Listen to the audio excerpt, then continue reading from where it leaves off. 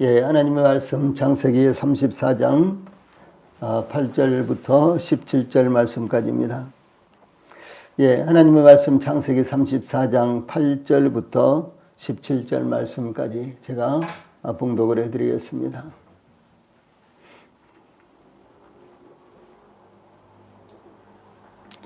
하나님 말씀 창세기 34장 8절부터 17절 말씀까지입니다. 지금 읽어드리겠습니다. 하몰이 그들에게 이르되 내 아들 세겜이 마음으로 너희 딸을 연연하여 하니 원하건대 그를 세겜에게 주어 아내로 삼게 하라. 너희가 우리와 통혼하여 너희 딸을 우리에게 주며 우리 딸을 너희가 데려가고 너희가 우리와 함께 거주하되 땅이 너희 앞에 있으니 여기 머물러 매매하며 여기서 기업을 얻으라 하고 세겜도 디나의 아버지와 그의 남자 형제들에게 이르되 나로 너희에게 은혜를 입게 하라. 너희가 내게 말하는 것은 내가 다 주리니 이 소녀만 내게 주어 아내가 되게 하라. 아무리 큰 혼수와 예물을 청할지라도 너희가 내게 말한 대로 주리라. 야곱의 아들들이 세겜과 그의 아버지 하몰에게 속여 대답하였으니 이는 세겜이 그 누이 디나를 더럽혔음이라. 야곱의 아들들이 그들에게 말하되 우리는 그리하지 못하겠노라. 할례받지 아니한 사람에게 우리 누이를 줄 수 없느니 이는 우리의 수치가 됨이니라. 그런지같이 하면 너희에게 허락하리라. 만일 너희 중 남자가 다 할례를 받고 우리와 같이 되면 우리 딸을 너희에게 주며 너희 딸을 우리가 데려오며 너희와 함께 거주하여 한 민족이 되려니와 너희가 만일 우리 말을 듣지 아니하고 할례를 받지 아니하면 우리는 곧 우리 딸을 데리고 가리라. 아멘. 17절 말씀까지 봉독을 해드렸습니다. 창세기 34장 8절부터 17절 이 말씀을 본문으로 삼아서 오늘 저녁에는 결혼 조건들 이런 주제로 말씀을 전해드리겠습니다. 예, 다른 말로 한다면은 이 야곱 족속과 그리고 이 세겜 족속이 서로 관계를 맺기 위한 조건들이 어떤 것이 있는가 이런 부분에 대해서 상고하려고 합니다. 예, 그렇다면 이 본문을 통해서 우리가 알 수 있는 것은 하나님의 백성들인 저희들, 우리 성도들이 이 세상과의 관계를 어떻게 설정할 것인가 이런 내용도 되는 것입니다. 야곱이 세겜성 앞에 밭을 하몰의 아들들에게서 매입하고 거기에 제단을 쌓고 엘렐로의 이스라엘, 즉 이스라엘의 하나님은 전능하시다 이렇게 불렀으며 이 장막을 치고 거주하였습니다. 거기에 거주했습니다. 그때 레아가 야곱에게서 낳은 딸 디나가 그 땅의 딸들을 보러 갔다가 하몰의 아들 그 땅의 주장 세겜에게 추행을 당하게 되죠. 이 세겜은 디나를 강간하였지만 디나를 연연하여 사랑하며 그녀를 이루하고 그의 아버지 하몰에게 이 소녀를 내 아내로 얻게 하여 주소서 이렇게 요청을 했습니다. 이 야곱은 세겜이 그의 딸 디나를 더럽혔다는 말을 들었으나 그의 아들들이 들에서 돌아오지 않았기 때문에 돌아오기까지 잠잠하고 있었습니다. 그때 세겜의 아버지 하몰은 야곱에게 디나를 세겜과 혼인시키고자 요청하기 위해서 야곱을 찾아왔는데 그 아들들도 들에서 이 소식을 듣고 돌아와서 모두가 근심하고 심히 노하였는데 이 세겜이 이스라엘에게 부끄러운 일, 즉 있어서는 안 되는 일을 행하였기 때문입니다. 중요한 것은 이를 그대로 두고 볼 수만은 없었습니다. 그러므로 이 일을 원만하게 해결하기 위해서 하몰은 세겜과 함께 야곱과 그의 아들들과 협의하기 위해서 찾아와서 조건을 제시했고 이 야곱의 아들들도 그들이 원하는 조건을 제시했습니다. 우리는 이 사건을 통해서 우리가 일상적이거나 혹은 특별히 만나게 되는 어떤 사건이 발생했을 때 우리가 어떤 자세를 가져야 되겠는가 하는 교훈을 받게 됩니다. 이 8절 말씀을 통해서 제일 첫 번째의 결혼 조건, 그것은 바로 사랑의 문제입니다. 이 세겜의 아버지 하몰이 야곱과 그 아들들에게 내 아들 세겜이 마음으로 너희 딸을 연연하여 하니 원하건대 그를 세겜에게 주어 아내로 삼게 하라 라고 요청했습니다. 하몰은 그의 아들 세겜이 야곱의 딸 디나를 연연하니까 그를 세겜에게 주어 아내로 삼게 하라고 이렇게 요청한 것입니다. 그러나 하몰의 이와 같은 요청은 문제를 풀어가는 데 있어서 적절한 제의가 아니었습니다. 하몰은 그의 아들 세겜을 위해서 디나를 요구하더라도 우선적으로 진심 어린 사과가 선행돼야만 했던 것입니다. 어떤 문제가 일어났을 때 먼저 이제 내가 잘못했다 그렇다면요 먼저 진심 어린 사과가 필요한 것입니다. 그래서 세겜은 그리고 이 하몰은 먼저 이것이 선행돼야만 했던 것입니다. 만약 진심 어린 사과를 하지 못한다면 형식적으로라도 사과가 필요한 것입니다. 세겜은 가해자요 디나 당사자는 물론 야곱과 그의 아들들에게는 치명적으로 부끄러운 일이 되었기 때문입니다. 이 독일의 메르켈 총리는 2021년, 지금은 2023년이죠. 2021년 9월 21일 퇴임했는데 그의 16년 재임 기간 동안 8번이나 이스라엘을 방문했고요. 방문할 때마다 예루살렘의 홀로코스트 추모관을 찾아 머리를 숙여 참배하며 사과를 반복을 했습니다. 또한 메르켈 총리는 2021년 6월 19일 그러니까 사임하기 얼마 전, 이제 은퇴하기 얼마 전, 이 80년 전 나치 독일의 소련 침공은 독일인에게 수치스러운 날이다. 이렇게 하면서요, 고개를 숙여서 사죄를 요구했습니다. 이 메르켈만이 아니었습니다. 빌리 브란트 전 소독수상, 참 유명한 수상이죠. 이 빌리 브란트 전 소독수상은 폴란드 유대인 희생비 앞에서 무릎을 꿇고 사과를 했습니다. 또한 메르켈 총리는 2021년 부활절을 앞두고 이 코로나19가 확산될 것을 염려하여 부활절을 통해서 부활절에 사람들이 많이 이렇게 왕래하면 그런 말이죠. 이 독일에서 팬데믹 3차 확산세가 틀림없이 일어날 것이다라고 이렇게 예상을 하고요.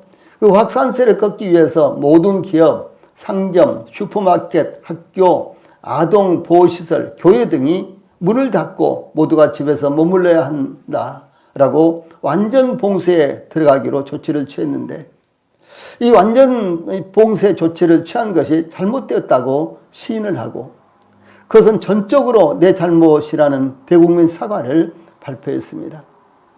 네, 그런데 이 봉쇄 조치를 취한 것은 단지 이 봉쇄 조치가 잘못되었다는 것이 아니라 시간이 촉박해서 이런 발표를 했다는 것입니다. 그래서 독일 국민들이요, 미리 준비도 하지 못한 상태에서 봉쇄 조치를 당하게 됐다는 것이죠.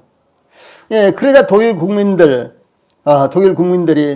모두 다 하고 일어섰죠. 그러자 메르켈 총리는 이 봉쇄 조치를 취한 것은 이러이러한 우려 때문에 봉쇄 조치를 취했는데 너무나 졸속으로 취했다. 그러면서 국민 앞에 머리를 숙여서 사과를 했습니다. 잘못을 전적으로 인정을 하면서 전적으로 내 잘못이라고 이렇게 대국민 사과를 발표를 했습니다. 메르켈은 이스라엘이나 러시아, 프랑스, 폴란드뿐만 아니라 이 독일 국민들을 향해서도 잘못을 인정하고 사과하며 머리를 숙였습니다. 그 메르켈 총리 16년 동안이나 독일 총리로 이렇게 정치의 참 제1선에서 독일을 다스렸는데 역대의 가장 위대한 총리였다라고 이렇게 평가를 받습니다. 이 문제가 있으면 잘못이 있으면 그때그때 찾아가서 혹은 어디서든지 잘못을 인정하고 머리 숙여서 진심으로 사과하라고 때로는 무릎을 꿇고 사죄를 하고 이랬던 사람이 바로 메르켈 총리였어요. 예, 그런데 독일 국민들은 그를 이제 최고의 총리였다라고 이렇게 이야기를 하는 것입니다. 이 WP 그러니까 이 워싱턴 포스트지라는 이와 같은 신문은 이렇게 지적을 했습니다. 일본은 그와 비슷하게 독일과 비슷하게 극도로 감정적인 뉘우침의 순간을 보여준 적이 한 번도 없다. 이렇게 지적을 했습니다. 우리나라 신문에서 그런 것이 아니라 우리나라 야당 인사들이 그런 것이 아니라 저 미국의 신문, 아주 유명한 신문이죠. 워싱턴 포스트 지는 그렇게 이야기했어요.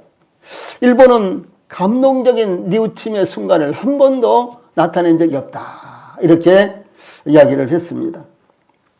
뿐만 아니라 2019년 7월 일본은 한국에 대해 반도체 핵심 부품 이 수출 규제에 이어서 화이트리스트 백색 국가 배제 조치를 취하며 경제 정치 전쟁을 선포했습니다. 심지어 독도까지도 일본 영토라고 우기다가요. 금년부터는 초등학교 교과서에 기록하고 지금 초등학생 아이들까지도요 가르치기 시작하고 뭐 강제 노역이라든가 뭐 이런 것들요, 이런 것은 전혀 강제가 아니었다라고 이렇게 지금 새롭게 교과서를 만들어 가지고 초등학생 때부터 이렇게 지금 가르치기 시작했습니다. 이 독일 총리였던 메르켈의 말대로 수치스러움을 모르는 민족이다 라고밖에 평가할 다른 말이 없는 것입니다. 참으로 수치를 모르는 이와 같은 민족이다 라고 하는 것입니다. 저는 이 문제에 대해서 여러 가지 많이 생각을 해봤습니다. 뭐 우리하고 직접적으로 관련이 없다고도 볼 수가 없고, 그런다고 또 직접적으로 관련이 있다고 이렇게도 볼 수가 없는 참 오래전에 일어난 이와 같은 일이지만 왜 일본은 이렇게 정말 양심적으로 모든 것들을 공개하고 그리고 잘못했다고 사과를 하지 않을까? 만약에 강제성이 없다고 할지라도 많은 사람들이 끌려가서 죽었으니까, 전쟁에서 죽고 대지진에서 죽고 등등, 이 관동 대지진에서는요 한국 사람들이 약탈을 한다고 이렇게 해가지고 이제 많은 8만 명이나 죽였습니다. 그것도 죽일 때요 막 죽창으로 찔려서, 죽창을 만들어서 찔려서 조선 사람들을 죽였어요. 그러면서도 일본은 한 번도 잘못했다고요 이렇게 진심 어린 사과를 하지 않았습니다. 그런데 독일이라든가 프랑스라든가 이런 유럽 사람들, 심지어 미국 사람들까지도 무엇인가 잘못이 있으면 정말 잘못했다고 뉘우치는데, 일본 사람들 그리고 이제 중국 사람들은 이와 같이 잘못했다고 말하지 않을까? 저는 이런 것을 많이 생각해 봤어요. 근데 번뜩 생각이 들더라고요. 자, 유럽 사람들, 미국 사람들은요 기독교 바탕에서 그들의 문화가 만들어졌습니다. 기독교 바탕에서 그들의 문화 정치가 형성이 됐어요. 그런데 일본은 무엇입니까? 우상숭배, 무속신앙, 그런 것을 바탕으로 그들의 문화가 형성이 됐기 때문에 이들은 잘못을 해도요, 일본 사람들은 잘못을 해도, 중국 사람들은 잘못을 해도 자기들을 뉘우치지 않고 잘못을 시인하지 않는다라고 하는 사실이죠. 이런 사상의 근저에 무엇이 있는 거는 무속, 우상숭배, 이와 같은 것들이 있다라고 하는 사실입니다. 참 기가 막힌 일이죠. 그래서 지금도 이와 같은 일들이 우리나라 안에서도 동일하게 이루어지고 있는 것입니다. 그런데 하몰과 세겜이 사과가 아니라 이 잘못을 먼저 뉘우치고 솔직히 시인하고 그런 것이 아니라 이 티나를 요구한 것은 그들이 그 땅의 주인이요 추장으로서 자신의 가문과 혼례를 맺는다면 새로 이주한 야곱의 가족에게는 큰 영광이 되고 안전이 보장되므로 당연히 야곱이 받아들이라는 생각 때문에 그랬을 것입니다. 그러나 야곱의 가족들에게 안전도 중요하지만 더 중요한 것은 그들에게는 정결한 삶이 중요했던 것입니다. 그들은 하나님의 백성으로 하나님께서 그들의 안전이었으며, 그러므로 그들은 자신들이 이방 민족들과는 다른 삶을 살아야 하기 때문에 정결이 대단히 중요했습니다. 또한 하몰은 야곱이 디나를 세겜의 아내로 준다고 할지라도 그만한 물질적인 보상을 받는다면 손해 볼 일이 아니라고 생각했기 때문에 사과할 생각을 갖지 않았을 것입니다. 하나님을 섬기지 않는 사람들은 모든 것을 물질적인 측면에서 평가하고 계산하는 것입니다. 심지어 교회까지도 얼마나 많은 교인들이 모이며 또 어떤 사람들이 모이며 헌금이 얼마나 많으며 예배당은 몇 평이나 되는지가 관건입니다. 그들은 복음과 진리 가운데 있는지의 여부는 전혀 관심이 없습니다. 그러므로 하몰과 세겜은 물질적인 보상을 한다면 모든 것이 해결될 수 있을 것이다 라고 이렇게 해요. 불신자들, 하나님이 없는 사람들의 이 생각의 전형적인 모습을 여기에 나타내고 있다라고 하는 사실입니다. 하모리 야곱과 그의 아들들에게 제시한 조건은 내 아들 세겜이 마음으로 너희 딸을 연연하여 하니 원하건대 그를 세겜에게 주어 아내로 삼게 하라. 8절 이와 같은 것이었습니다. 이 가장 중요한 결혼 조건은 무엇일까요? 예, 서로의 사랑입니다. 그렇죠. 가장 중요한 결혼 조건은 서로가 사랑하는 이와 같은 것입니다. 모든 조건이 다 적절하더라도 서로 사랑하지 않는다면 결혼은 불행한 것입니다. 그러나 인간의 사랑, 특히 청소년의 사랑은 온전한 것도 완전한 것도 아니라는 것을 깊이 알아야 되는 것입니다. 우리는 참 사랑의 관점을 잘못 이해하거나 판단할 수 있습니다. 사랑하는 줄 알았는데 뒤돌아보면 사랑하는 것이 아니라 단지 일순간의 감정에 불과했을 수도 있습니다. 이삭은 아브라함의 늙은 종이 신부를 택하여 데려왔을 때 창세기 24장 67절에 이삭이 리브가를 인도하여 그의 어머니 사라의 장막으로 드리고 그를 맞이하여 아내로 삼고 사랑하였으니 이삭이 그의 어머니를 장례한 후에 1호를 얻었더라. 이렇게 말씀하고 있습니다. 예, 리브가가 브엘세바에 도착했을 때 이삭이 리브가를 자기 어머니의 장막에 데려다 놓고 그리고 아내로 삼고 나서 사랑했다. 지금 이런 말씀이죠. 그런데 그렇게 된 계기가 무엇일까라고 하는 것입니다. 그렇게 된 계기가 무엇이었을까? 바로 창세기 24장 67절 바로 앞절에 66절에요. 이런 말씀이 나옵니다. 종이 그 행한 일을 다 이삭에게 아뢰매. 이 아브라함의 늙은 종이 이삭의 신부감, 이 리브가를 구하기 위해서 하란에 가서 어떤 일들이 있었는가를 이제 이 종이 브엘세바에 오자마자 이삭에게 그것을 다 이야기한 거예요. 예. 예, 그것을 듣고 나서 이삭이 어떻게 생각했겠어요? 하나님께서 나에게 주신 신부감이구나. 하나님이 이렇게 인도하셨구나. 예, 이것을 이삭이 깨닫게 되었다라고 하는 것이죠. 즉 하나님께서 이삭의 신부감으로 리브가를 어떻게 인도하셨는지를 다 듣고 그것이 하나님의 인도하심과 뜻이었다는 것을 이삭은 깨닫게 되었다는 것입니다. 그러므로 우리 성도들이 눈여겨보아야 할 결혼 조건은 하나님의 뜻입니다. 모든 조건이 합당하더라도 하나님의 뜻이 아니라면 그것은 자신의 잘못된 판단에 불과한 것입니다. 그러므로 결혼뿐만 아니라 우리들의 일상생활에서도요, 무슨 일이든지 과연 하나님의 뜻인가를 먼저 분별해야 하는 것, 이것을 잊지 않기 바랍니다. 제2의 결혼 조건은 9절로 12절에 나오는데 경제적인 문제입니다. 이어서 하몰은 야곱과 그의 아들들에게 9절 10절 너희가 우리와 통혼하여 너희 딸을 우리에게 주며 우리 딸을 너희가 데려가고 너희가 우리와 함께 거주하되 땅이 너희 앞에 있으니 여기 머물러 매매하며 여기서 기업을 얻으라 라고 이 첫째로 제시한 조건은 혼인을 허락하면 특혜를 베풀겠다라고 하는 것입니다. 이 하몰이 야곱과 그의 아들들에게 제시한 것은 먼저 통혼이었습니다. 너희 딸을 우리에게 주며 우리 딸을 너희가 데려가고 이와 같은 말씀은 하나님의 선택을 받은 민족 외에는 아주 자연스럽게 이루어질 수 있는 것이었습니다.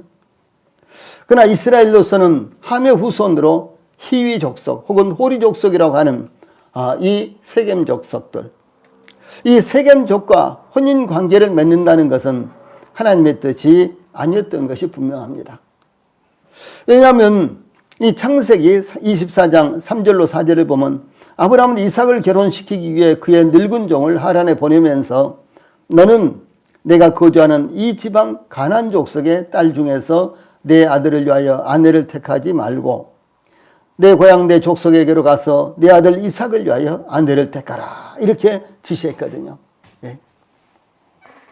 또한 이삭은 야곱에게 야곱을 보낼 때입니다. 창세기 28장 1절로 2절에 보면 너는 가나안 사람의 딸들 중에서 아내를 맞이하지 말고 일어나 밧단-아람으로 가서 내 애조부 부두엘의 집에 이르러 거기서 내 삼촌 라반의 딸 중에서 아내를 맞이하라 이렇게 당부했습니다.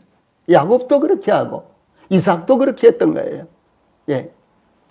예, 그러므로 이 가나안 족속인 이 세겜 족속과 이 세겜족과 혼인 관계를 맺는 것은 야곱으로서는 도저히 받아들일 수 없는 그 같은 일이었다라고 하는 것이죠. 또한 창세기 26장 34절 35절에 보면 에서가 40세에 헷족속 부에리의 딸 유디과 헷족속 엘론의 딸 바스맛을 아내로 맞이하였더니, 그런 가나안 족속들 가운데 한 족속이죠, 헷족속은. 그래서 바스맛을 아내로 맞이하였더니 그들이 이삭과 리브가의 마음의 근심이 되었더라, 이렇게 증가하고 있으며, 리브가는 이삭에게 창세기 27장 46절에서 내가 햇사람의 딸들로 말미암아 내 삶이 싫어졌거늘 정말 살고 싶지도 않아. 저 애들을 보고 나는 도대체 살고 싶지를 않아. 이런 생각이었다는 거죠. 누구를 보고? 에서가 아내로 취한 햇사람의 딸들을 보고 그런 말입니다. 야곱이 만일 이 땅의 딸들 중에서, 또 야곱까지도 이 땅의 딸들 중에서, 가나안 족속들 중에서 아내를 맞이하면 내 삶이 내게 무슨 재미가 있으리까? 창세기 27장 46절 말씀입니다. 이렇게 고백했고요. 이와 같은 모습을 본 에서가 그의 아내들로 취한 가나안 사람의 딸들이 그의 아버지 이삭을 기쁘게 하지 못하는 것을 창세기 28장 8절에서요, 에서가 직접 느끼는 거예요. 보고 느끼는 것입니다. 그러니까 그는 이제는 또 이스마엘의 딸 하나를 자기 아내로 취합니다. 그러나 그것도 역시 이삭의 마음을 기쁘게, 이삭과 리브가의 마음을 기쁘게 할 수가 없었던 것입니다. 그러므로 야곱으로서는 하몰이 제시한 두 부족 간에 서로 통혼하자는 제의는 도저히 받아들일 수 없는 것 같은 일이었습니다.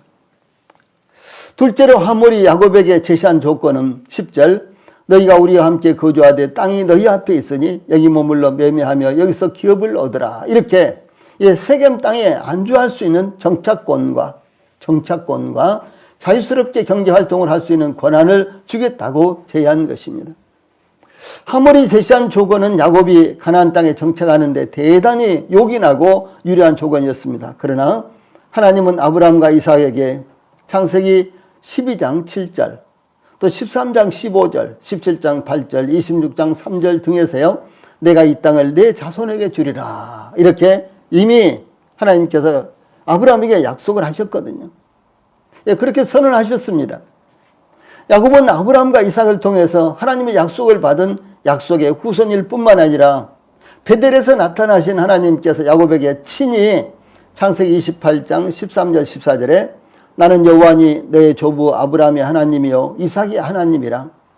내가 누워있는 땅을 내가 너와 내 자손에게 주리니 내 자손이 땅의 티끌같이 되어 내가 서쪽과 동쪽과 북쪽과 남쪽으로 퍼져나갈지며 땅의 모든 족속이 너와 내 자손으로 말미암아 복을 받으리라. 이렇게 야곱에게 하나님께서 약속하셨어요. 그러므로 야곱은 하몰과 세겜에 이 땅에서 같이 살자. 너희들에게 모든 권한을 다 주겠다. 모든 특혜를 다 주겠다라고 이렇게 제의했지만 그와 같은 조건들을 앞세워 하몰과 언약을 맺을 하등의 필요가 없었다라고 하는 사실입니다. 셋째로 하몰은 야곱과 그의 아들들에게 11절 12절에 세겜도 디나의 아버지와 그의 남자 형제들에게 이르되 나로 너희에게 은혜를 입게 하라. 너희가 내게 말하는 것은 내가 다 주리니 이 소녀만 내게 주어 아내가 되게 하라. 아무리 큰 혼수와 예물을 청할지라도 너희가 내게 말한 대로 주리라. 이렇게 제의를 했습니다. 이 하몰뿐만 아니라 세겜도 디나의 가족들이 요구하는 것이 있다면 다 들어주겠다는 것입니다. 특히 세겜은 11절에 디나의 아버지와 그의 남자 형제들에게 이르되 나로 너희에게 은혜를 입게 하라. 이렇게 요구하므로 어떠한 대가를 요구하더라도 보상하겠으니 혼인만 허락해 달라고 간절히 요청을 합니다. 그러므로 디나를 범한 세겜의 생각은 진심이었으며 어떠한 대가를 치르더라도 디나와 결혼하겠다는 간절함을 갖고 있었던 것이 사실이라는 거죠.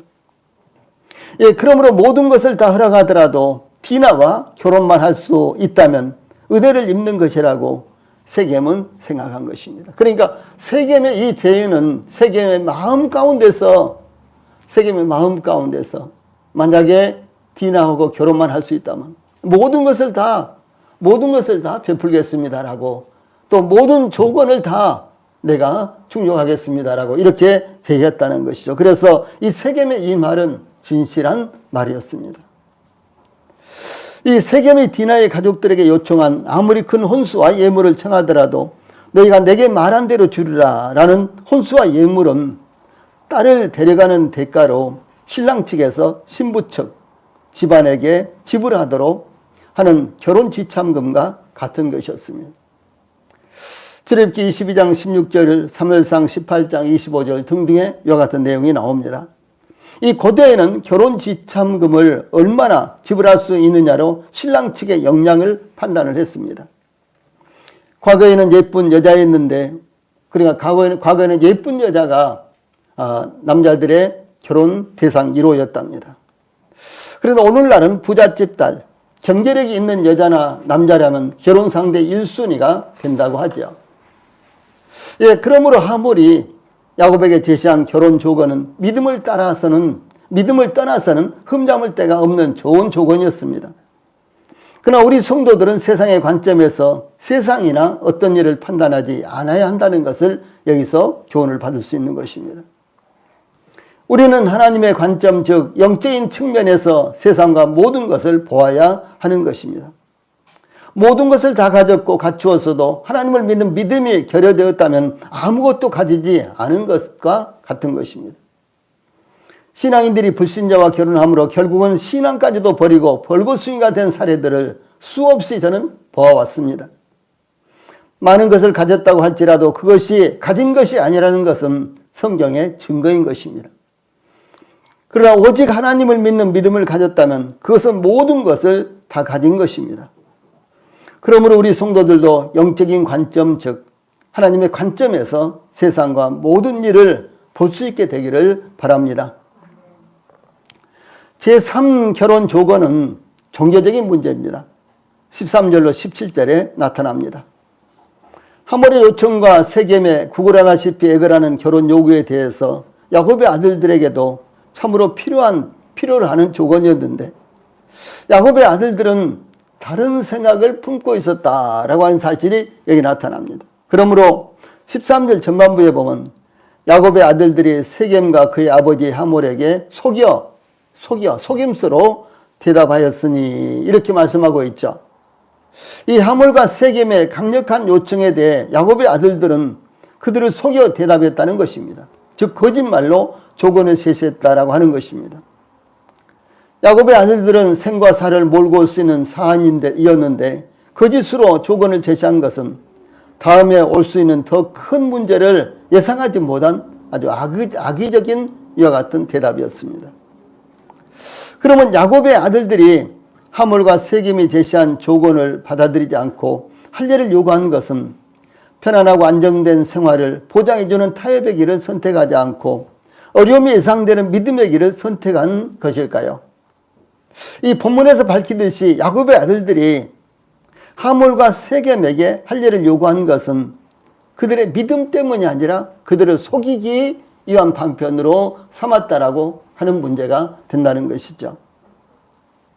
즉 야곱의 아들들 마음속에는 하몰과 세겜에 대해 타협하라는 생각보다는 분노만이 들끓고 있었던 것입니다. 그러므로 복수를 하기 위한 기회로 할례를 이용하려고 했던 것입니다. 이것은 세겜이 저지른 강간의 행위는 용서받을 수 없는 것이었지만 야곱의 아들들이 약속의 징표인 할례를 원수에게 보복수단으로 사용하고자 하는 건 역시 큰 잘못이다라고 하는 사실입니다.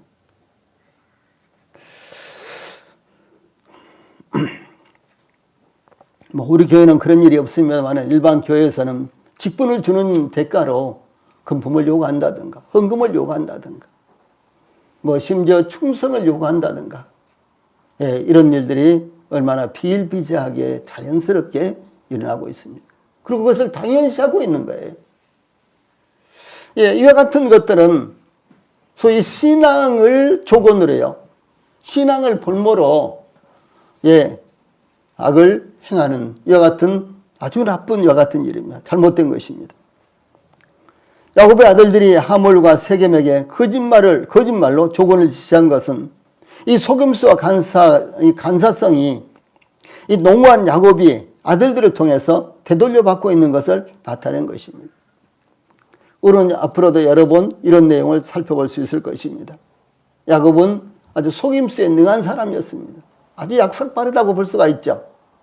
예, 그런데 그가 이제는요, 저 라반에게 그러한 일을 약 20년 동안이나 당했죠. 예, 그런데 이제 라반과 헤어진 이후에는 아들들에게 이제 당하고 있다는 사실이죠. 예. 창세기 37장 31절로 33절에 보면은 바로 치명적으로 야곱은 아들들에게 속임을 당합니다.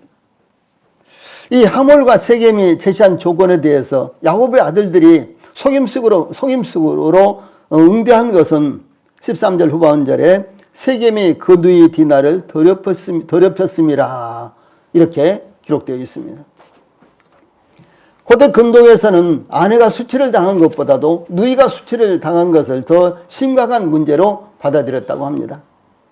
그 이유는 아내가 수치를 당하면 이혼으로 아내를 보내고 이 새로운 아내를 맞이할 수도 있었지만 누이의 경우에는 그렇게 할 수도 없었기 때문이라고 합니다. 그러므로 야곱의 아들들에게는 그 누이를 부끄럽게 한 세겜에 대한 분노가 이글거리고 있었기 때문에 종교적인 문제로 속임수를 놓고 이제 그들에게 복수를 하려고 하는 이와 같은 생각을 갖고 있었다라고 하는 것이죠. 예, 그러므로 야곱의 아들들은 14절에 우리는 그리하지 못하겠노라 할례 받지 아니한 사람에게 우리 누이를 줄 수 없노니 이는 우리의 수치가 됨이니라 이렇게 단호하게 하몰과 세겜의 제의를 완강하게 거절했습니다. 그러니까 내 아들 세겜이 그렇게 사랑하니까 또 뿐만 아니라 만약에 결혼만 이제 허락해 준다면 이 모든 환경들을 전부 다 공유할 수 있으니까 서로 사고 팔고 할 수도 있고 혼사도 서로 왔다 갔다 할 수도 있고 그 다음에 또 여기서 또 정착할 수도 있고 이와 같은 것들에 대해서 이제 이 야곱의 아들들은 우리는 도저히 그렇게 할 수 없다. 이렇게 지금 완강하게 거절합니다. 그 대신 할례를 받으면 가능하다라는 말을 지금 이제 간접적으로 흘리고 있죠. 그래서 할례 받지 아니한 사람에게 우리 누이를 줄 수 없느니 이렇게 지금 제시하고 있습니다. 이 할례는 잘 아시는 대로 일반적으로 남자 성기의 표피 윗부분을 잘라내어 기도 부분이 덮이지 않도록 하는 그런 의식입니다. 할례는 하나님께서 아브라함에게 제시하신 의식이었는데 하나님께서 아브라함에게 창세기 17장 10절 11절에 보면 너희 중 남자는 다 할례를 받으라. 이것이 나와 너희와 너희 후손 사이에 지킬 내 언약이니라. 너희는 표피를 베어라. 이것이 나와 너희 사이에 언약의 표징이니라. 이렇게 말씀하셨습니다. 그러나 할례 받지 아니한 남자 곧 그 표피를 베지 아니한 자는 백성 중에서 끊어지리니 그가 내 언약을 배반하였음이니라. 이렇게 창세기 17장 14절에 말씀하고 있습니다. 그러므로 할례 받지 아니한 사람이란 하나님의 언약과 관계없는 성별되지 못한 이방인들을 의미하는 것입니다. 그래서 만약 이스라엘 백성들 가운데도 할례를 받지 않았다면 백성들 중에서 끊어지고 또 이방인들이 할례를 받지 않았다면 절대로 받아들일 수 없는 이와 같은 조건 중에서도 아주 중요한 조건이었습니다.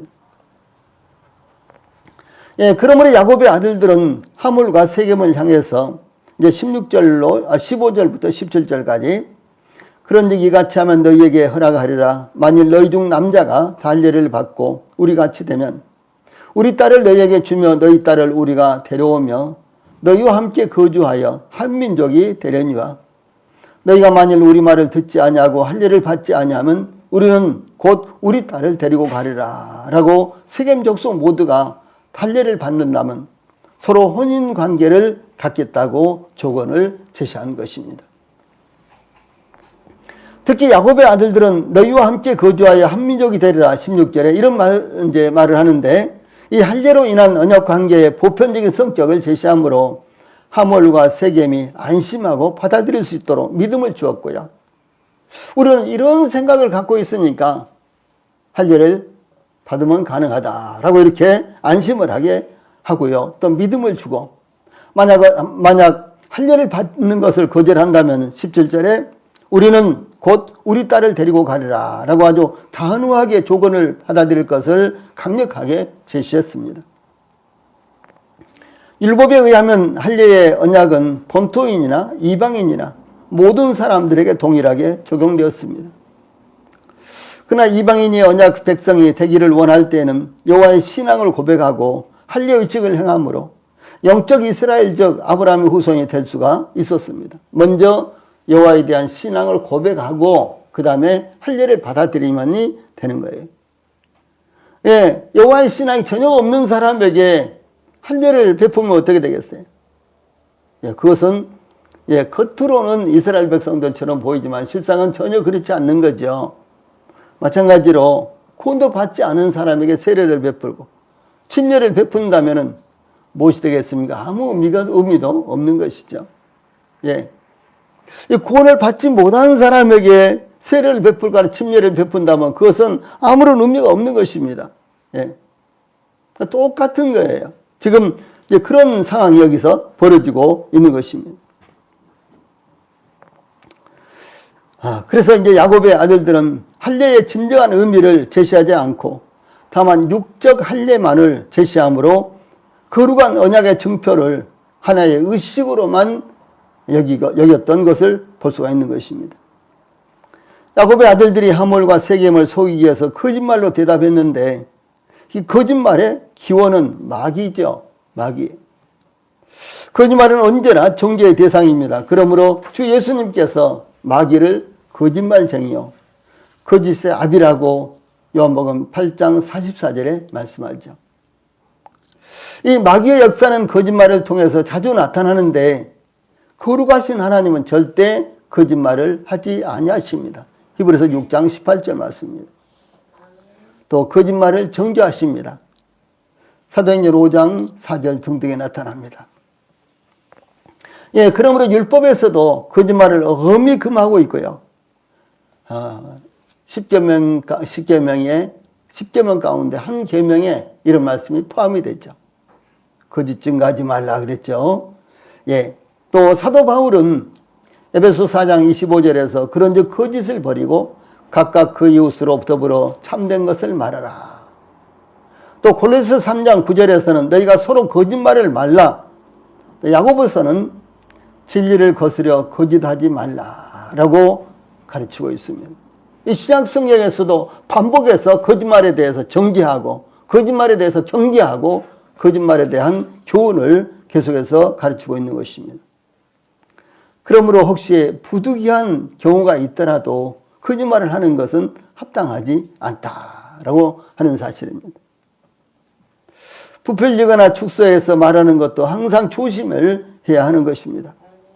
이렇게 거짓말을 하게 되면 또다시 거짓말을 해야 하며 결국 잘못된 선택을 하게 되고 잘못된 행동으로 나가게 되기 때문에 아예 처음부터 거짓말을 하면은 안 된다라고 하는 사실이죠. 특히 상대방과 어떤 조건을 제시할 때 조건이 들어있는 이와 같은 이제 관계, 조건이 들어있는 이와 같은 협상, 또 조건이 들어있는 어떤 논란, 이와 같은 것을 할 때는요, 거짓말로 조건을 제시한다, 혹은 거짓말로 상대를 이제 속인다라고 하는 것은요, 절대 해서는 안 될 문제고요. 특별히 그것은 상대방과의 관계를 발전시키는데 아주 치명적인 문제가 발생한다는 사실을 기억을 해야 되는 것입니다. 우리 성도들은 하나님의 백성으로서 범사에 참된 것을 말할 수 있어야 하는 것입니다. 아주 어려운 사정이라도 아주 곤란한 사정이라도요, 거짓말을 해서는 안 된다는 것을 우리 성도들이 기억을 하시기 바랍니다. 이제 지금까지 제시한 세 가지의 이 결혼 조건은 오늘날 통상적으로 우리가 생각하는 결혼 조건이라고도 할 수가 있습니다. 그러나 그것이 주님 안에서 이루어지지 않으면 아무런 의미가 없다는 사실을 우리 성도들이 기억하시기 바랍니다. 첫째는 사랑, 두 번째는 물질, 세 번째는 종교. 그러나 이 세 가지가 다 주님 안에서 있지 않는다면, 그리고 형식적인 것이라면 아무런 의미도 없다라고 하는 사실을 저희들에게 가르쳐주고 있습니다. 예, 기도하시겠습니다.